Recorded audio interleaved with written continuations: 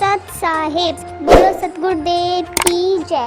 Subscribe कीजिए हमारे channel सत साहिब को और साथ ही बेल आइकन को भी दबाइए ताकि आपको हमारे द्वारा अपलोड की गई वीडियो की नोटिफिकेशन जल्द से जल्द मिल जाए। सत साहिब।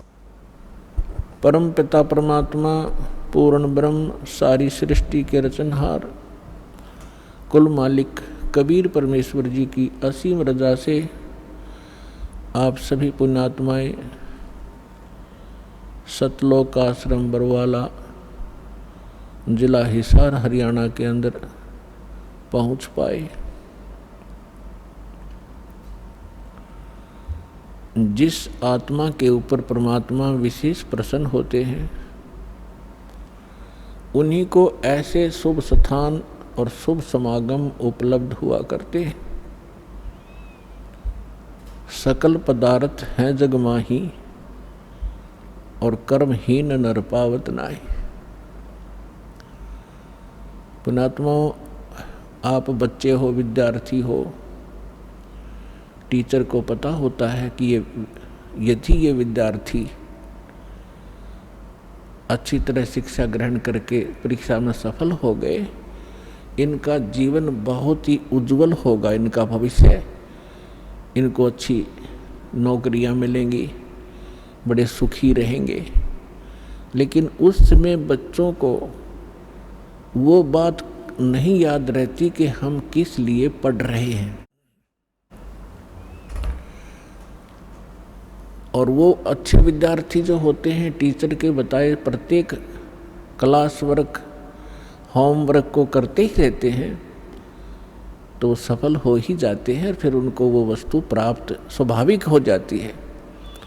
आप वो विद्यार्थी हैं जिनको जन्म और मरण के रोग से छुटकारा पाने का और सतलोक के अंदर जाकर के वो स्थायी सुख प्राप्त करने का शुभ अवसर प्राप्त हुआ है। इसमें यदि आप उन विद्यार्थियों की तरह लगन से इन सभी क्रियाओं को करते हुए संसार छोड़कर चले गए तो आपको वो स्थान प्राप्त होगा जो आज तक हजारों वर्षों तक ऋषि महर्षि प्रयत्न करके निष्फल रहे। तो आप कितने पुण्यकर्मी हो, आप कितनी पुण्यात्मा हैं। लाल की कीमत का लाल को ज्ञान नहीं होता, जौहरी बताया करता है। ये दास जौहरी है, आप उस परम पिता के लाल हो। आपको मालूम नहीं, इस दास को मालूम है आपके लिए वो परमात्मा कितने भटक रहे हैं। आपने काल की भांग पी रखी है, आप जी को केवल यहाँ के संसारिक सुख दिखाई देते हैं। भविष्य का आपको कोई, आपके भविष्य में आगे नेक्स्ट जीवन में क्या होगा, इससे आप बिल्कुल अनभिज्ञ हैं। परमात्मा कहते हैं गोता मारूं स्वर्ग में, जा बैठूं पाताल, और गरीब दास ढूंढता फिरूं अपने हीरे मोती लाल। आप कहाँ से आए हैं, ये ना तो आपके बस की बात यहाँ आना, केवल परमात्मा ही आपको यहाँ लाता है।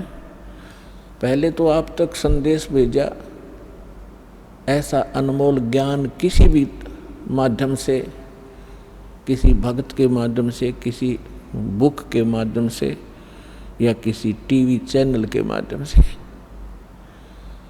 और फिर आपको प्रबल प्रेरणा की उस परम पिता ने, और फिर आपकी व्यवस्था की। यहाँ तक आने में कोई मध्य प्रदेश से आ रहे हैं, कोई उत्तर प्रदेश से आ रहे हैं, कोई महाराष्ट्र से, कोई उड़ीसा से। पुण्यात्माओं, आज हम इतने लेजीमैन हो चुके हैं, हम अपने पड़ोसी घर में भी नहीं जाएं, जो सोचें फिर मिलेंगे मित्र को, और आप इतनी दूर यहाँ आ गए।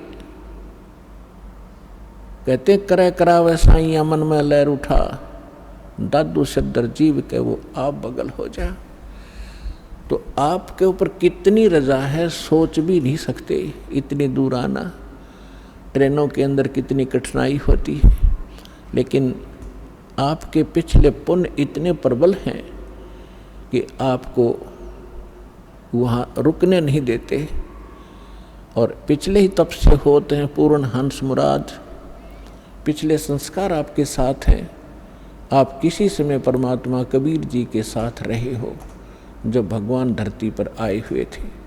उस समय आप अशिक्षित थे, आप परमात्मा को परमात्मा नहीं मान सके, लेकिन परमात्मा से प्राप्त उन साधनाओं को करते रहे, मोक्ष प्राप्ति नहीं कर सके, लेकिन आपको परमात्मा ने इतना पुण्य युक्त कर दिया उस समय। सन 1398 से सन 1518 तक 120 वर्ष परमेश्वर कबीर जी इस पृथ्वी पर ज्ञान बांटते रहे। एक औपचारिकता जुलाहे का काम भी करते रहे। वहाँ जुलाहे का काम कर रहे हैं, हजारों जगह प्रकट होकर अपनी प्यारी आत्माओं को ये सत संदेश भी दे रहे होते थे। तो आपको इतना भक्ति युक्त कर गए उस समय, ताकि आपको मनुष्य जीवन प्राप्त होते रहे।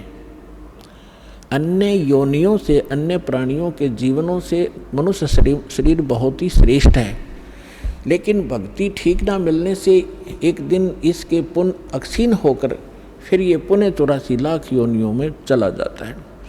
तो परमात्मा ने आपको इतना चार्ज कर दिया कि आप मनुष्य जीवन प्राप्त करते हुए आते रहे,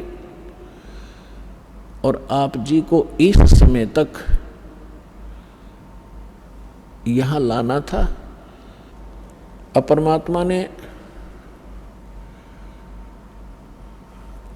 आपको इतना भक्ति युक्त कर दिया कि आपके मनुष्य जीवन होते हुए आ रहे, तभी तो आपके अंदर प्रेरणा है परमात्मा की।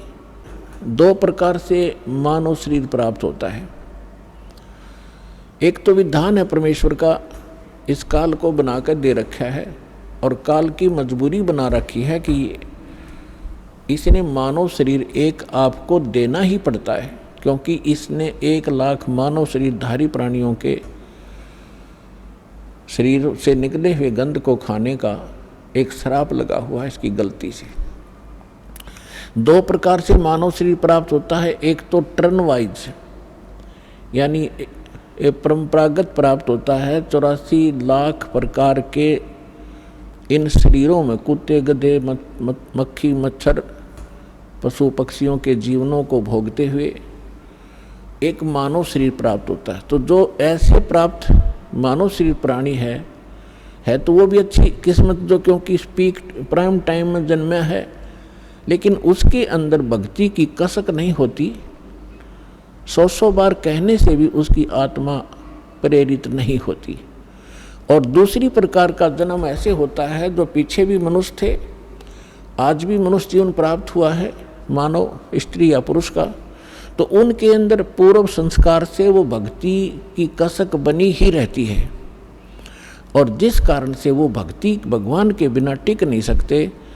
चाहे कहीं पहाड़ पर जाना पड़े देखा देखी, चाहे कोई मंदिर में आस्था बनानी पड़े, या कोई व्रत रख के अपनी संतुष्टि करनी पड़े, वो टिक नहीं सकते, क्योंकि वो पिछले संस्कारी प्राणी हैं। तो परमात्मा ने आपको 600 वर्ष पहले आप पर मेहर की थी। 64 लाख शिष्य कबीर भगवान के, एक धानक जुलाहे के, एक झोंपड़ी में बैठे व्यक्ति के 64 लाख शिष्य हुए थे। तो विचार करके देखो पुण्यात्माओं, जिसको हम एक कवि समझकर उसकी फाइल को बंद करके बैठ गए थे कि वो तो एक कवि था, संत भी नहीं मानते थे, हम केवल एक कवि मानते थे, क्योंकि हम अपने पाठ्यक्रम की पुस्तकों में उनके दोहे पढ़ा करते थे, और कवि की संज्ञा में लेकर ही, कवि की श्रेणी में ही उनको गिना जाता था। अन्य कितने कवि हुए हैं, उनके पैरेलल उनके नाम लिखे जाते थे। किसी का कोई शिष्य हुआ, ये भगवान थे, और इन्होंने जो अमृतवाणी जो तत्व ज्ञान प्रचार किया, कबीर सागर के अंदर विद्यमान है, उससे भी स्पष्ट है। उन्होंने वो ज्ञान दे रखा है जो वेदों, पुराणों, श्रीमद् भगवद गीता, बाइबल, कुरान और इनमें नहीं है। वो ज्ञान भी परमात्मा ने बोल रखा है। तो वो परमात्मा थे, ओनली कवि नहीं थे।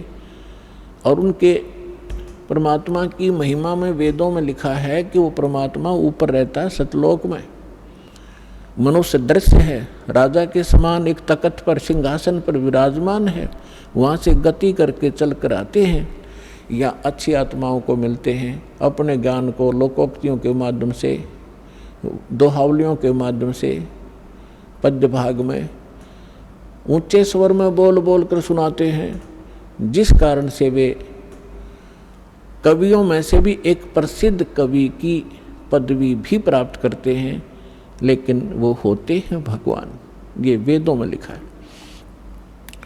और कवियों जैसा आचरण करते हुए घूमते फिरते हैं, जगह जगह जाते हैं।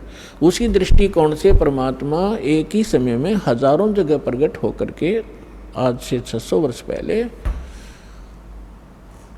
आप जी को भक्ति युक्त किया करते थे। लेकिन उस समय 64 लाख से सो जाना ये एक बहुत बड़े आश्चर्य की बात है, क्योंकि उस समय भारत बहुत विशाल था। पूर्वी और पश्चिमी पाकिस्तान, अफगानिस्तान, बलूचिस्तान, इराक, ईरान, गजनी, ये सभी यहाँ तक भारत था। और उस समय कुल मिलाकर के भारतवर्ष की सारे की 4 करोड़ आबादी नहीं होगी, और जिसमें से 64 लाख से बन जाना हिंदू और मुसलमान। क्योंकि परमात्मा ने ऐसे सुख दिए अपनी प्यारी आत्माओं को, ऐसा ज्ञान दिया, तो आश्चर्यचकित रह जाते थे। तो उस समय परमात्मा ने आप जी को इस योग्य कर दिया कि आप 600 वर्ष से आज तक मनुष्य जीवन प्राप्त करते हुए आ रहे हो, 600 वर्ष पूर्व, और जिसमें लगभग आपने 10-15 मनुष्य शरीर प्राप्त कर लिए कंटिन्यू। और यदि आज ये समय आपको ना मिलता और ये भक्ति आपको ना मिलती, तो आपका जो लास्ट मनुष्य जीवन था, आप फिर 83 लाख योनियों में चले जाते। इसलिए परमात्मा बड़े दयालु हैं। उनका जो किया हुआ प्रत्येक कार्य वो बहुत ही सफल होता है। उसी के वचन से सब कार्य हो रहा है। अब उसके बाद भगवान को हमने भगवान नहीं समझा, हमने उनको केवल एक कवि समझा। और कुछ दिनों में आपको जब परमात्मा के संग आप रहे, इतने सुख हो गए, आपके दुख दूर हो गए, तो आप जी परमात्मा से दूर होने लगे। जब इंसान सुखी होता है इस लोक के अंदर, वो पहला काम ये करता है कि भगवान से दूर होता है, बकवादें ग्रहण करता है। तो जब हम सुखी हो गए, सभी सुख हमें बहुत देता है, क्योंकि तो सुख सागर है, तो हमारे मन में दोष उत्पन्न होने लगे। परमात्मा के अंदर भी हमने कुछ गड़बड़ निकालने लगे। तो परमात्मा कबीर जी ने एक लीला की थी, और उस लीला में हम सभी एक परीक्षा ली थी हमारी, हम फेल हो गए और हम यहीं रह गए। अब काल ने कैसा जुल्म किया, किसी को कहीं पटक दिया, किसी को हरियाणा में, किसी को राजस्थान में, किसी को मध्य प्रदेश में, किसी को उड़ीसा में, भाषा भी ना समझ में आवे, किसी को नाइजीरिया में, किसी को अमेरिका, अफ्रीका में। उन प्यारी आत्माओं को जो परमात्मा की भक्ति किया करते थे, उन्हीं में से ये सारे अफसर बने हुए हैं, राजा बने हुए हैं, MLA MP बने हुए हैं। क्योंकि पिछले पुण्य के बगैर ऐसे उच्च पोस्ट प्राप्त नहीं होती।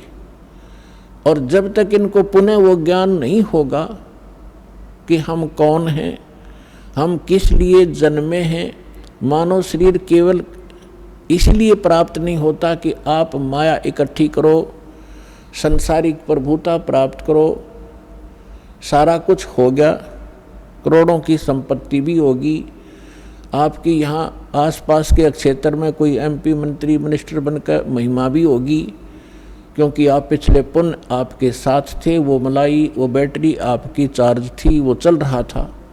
फिर आपकी मृत्यु हो जाएगी और नेक्स्ट जीवन क्या होगा? फिर कुत्ते की योनि में, गधे के शरीर में यहाँ भटक रहा होगा। तो खाक वो संपत्ति क्या काम आई आपके, और क्या वो महिमा ने आपका साथ दिया?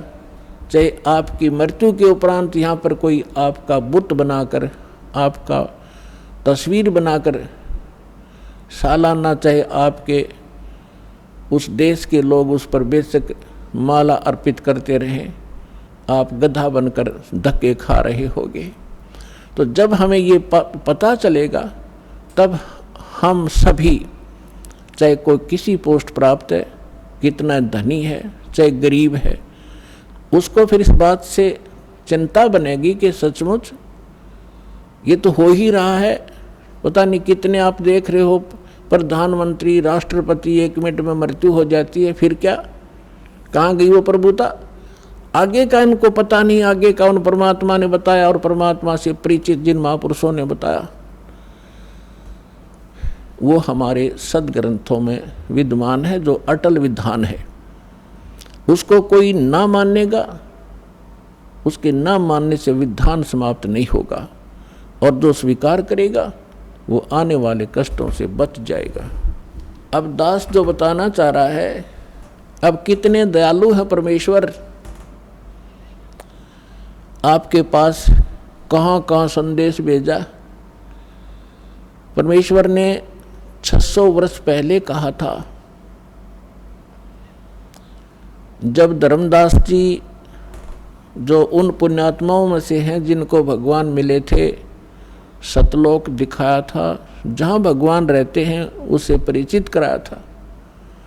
तो 600 वर्ष पहले परमात्मा ने धर्मदास जी के पूछने पर कहा था, प्रश्न के उत्तर में बताया था कि धर्मदास जी बहुत चिंतित हो गए थे इस बात से कि परमात्मा ने कहा था कि धर्मदास मेरी लाख दुहाई,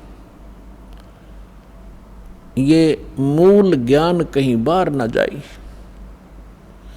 और मूल ज्ञान बाहर जो पढ़ी, ये बिचली पीढ़ी हंस नहीं तरही, और मूल ज्ञान तब तक छुपाई जब तक ये 12 पंथ ना मिट जाए। फिर धर्मदास जी से कहा था कि धर्मदास मेरी लाख दुहाई, ये सार नाम कहीं बाहर ना जाए, सार नाम बाहर जो पढ़ी, ये मेरी बिचली पीढ़ी हंसनी तरही। अपने आत्मा, जब आप परमात्मा के साथ थे, वो 64 लाख तो पहले आएंगे, उसके बाद फिर जो अन्य पुण्यात्माएं आपके घरों में जो आएंगी, आपके संतान रूप में, आपके कोई नाती रूप में, पोता या पोती रूप में, वो तो अलग से आएंगी। बहुत अच्छी आत्माएं आपके घर जन्म लेंगी, जो परमात्मा के स्टॉक में पहले से रखी हुई है। उस परमात्मा कबीर जी का इस काल के प्रत्येक लोक में, 21 ब्रह्मांड में एक गुप्त स्थान है, जहाँ पर उन पुण्यात्माओं को परमात्मा ने रखा हुआ है जिनको पिछले कलयुग में सार नाम प्राप्त हो गया था, वो पार हुए नहीं और फिर वो काल के हत्थे चढ़ गए थे। क्योंकि इस ज्ञान से आपकी आत्मा में ऐसा दृढ़ निश्चय अवश्य हो जाएगा कि ये सुख जो है, चाहे राष्ट्रपति बन जा, चाहे प्रधानमंत्री बन जावा, और भले ही हम कोई देव पद प्राप्त कर लें, आपकी आत्मा धिक्कारेगी उसको। तो कबीर साहब के साथ ना जाने करके कुछ अच्छी आत्माएं जिनको सार नाम प्राप्त हुआ था किसी कलयुग में, तो वो पार ना हुई, दूसरे संस्कारवश किसी लोक में चले गए। तो उसके लिए परमात्मा कहते हैं शिव मंडल ब्रह्मापुरी, शिव मंडल ब्रह्मापुरी चाहे विष्णु लोक में हो, हमरे गुण भूला नहीं तो आन छुटाऊं तो। जैसे कोई भक्त इस ज्ञान से परिचित और किसी कारण से नाम खंडित हो जाने से उसकी मृत्यु हो जाती है, तो वो कहाँ जाता है? आपको प्रथम मंत्र में श्री ब्रह्मा जी, श्री विष्णु जी, श्री शिव जी, श्री गणेश जी और श्री दुर्गा जी आदि इन देवों के वो मूल मंत्र दिए जाते हैं जिनसे आपको बहुत लाभ मिलना है। तो उस कारण से आप पार ना हो गए तो इनके लोकों में जाओगे वो सुख भोगने के लिए जो आपको इस प्रथम मंत्र के बेनिफिट प्राप्त हुआ है। ये लाभ आप वहाँ अक्षीण करने चले जाओगे। वहाँ जाकर आपको याद आएगा कि ये तो गुरुजी बताया करते थे कि हमने यहाँ का देव पद भी नहीं लेना, राज्य पद प्राप्त नहीं करना, यहाँ हमारे पुण्य नाश होते हैं। तो वहाँ जाकर फिर वो रोते हैं। और ये जो प्राइम टाइम होता है इसका सीमा है। जैसे अब जो बिजली पीढ़ी निकल गया सो निकल गया, तो वो भक्ति जो युग है उसका समय समाप्त हो चुका होता है और उनकी कोई ब्रह्मा जी के लोक में जा रहा होता है, कोई विष्णु जी के लोक में, कोई गणेश जी के यहाँ अपने इन मंत्रों के पुनों के आधार से, भक्ति के आधार से इनको वहाँ खाता है, बर्बाद करता है। तो वहाँ वो रोते हैं। तब परमात्मा जाते हैं, उनको वहाँ से छुड़वा कर लाते हैं। बोलो सतगुरुदेव की जय हो।